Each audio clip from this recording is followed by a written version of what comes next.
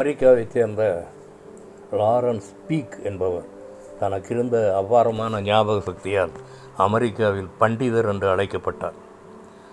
அவர் 11/11/1951 முதல் 19/12/2009 வரை 58 ஆண்டுகள் வாழ்ந்தார். இவர் சில குறைபாடுகளுடன் பிறந்தபடியால் 4 வயது வரை நடக்கவில்லை.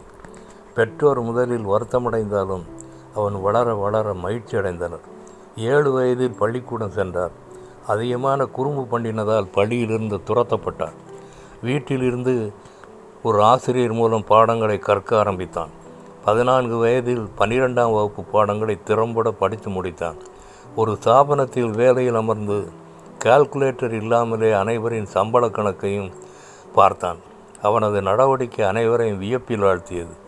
ஒரு புத்தகத்தை வாசித்து முடித்தவுடனே அதை மனப்பாடமாக சொல்வதில் சிறந்தவன். வலது கண்ணினால் ஒரு புத்தகத்தின் வலது பக்கத்தையும் இடது கண்ணினால் புத்தகத்தின் இடது பக்கத்தையும் ஒரே நேரத்தில் வாசிக்கும் அபார சக்தியை பெற்றிருந்தான். எந்த வருடம் எந்த செய்தியை சொன்னாலும் அதன் கிழமையை உடனே சொல்லிவிடுவான்.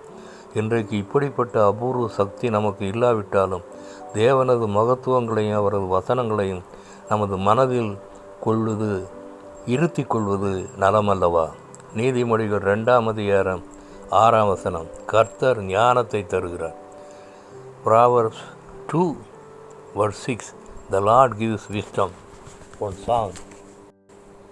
ஞானவான்களே நிதானவான்களே, ஞானவான்களே நிதானவான்களே, என்ன இது வான பூமியோ பரபரம் மானிடனானாரோ, என்ன இது வானம் பூமியோ பரபரம் மானிடனானாரோ.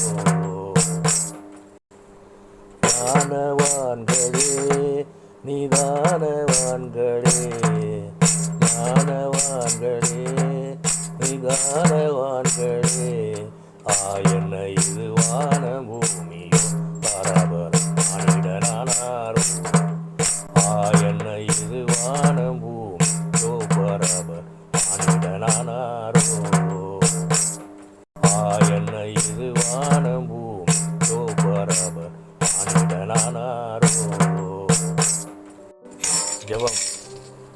எங்களை நேசிக்கிற நல்ல பிதாவே, அந்த அமெரிக்காவை சேர்ந்த லாரன்ஸ் பீக் போல ஞாபக சக்திக்கு எனக்கு இல்லாவிட்டாலும் தேவனது மகத்துவங்களையும் வசனங்களையும் நான் மனதில் கொண்டு அதன்படி வாழ கிருபை புரிய வேண்டும் என்று யெகோவா நாமத்தில் கெஞ்சுகிறேன் பரிசுத்த பிதாவே. ஆமேன்.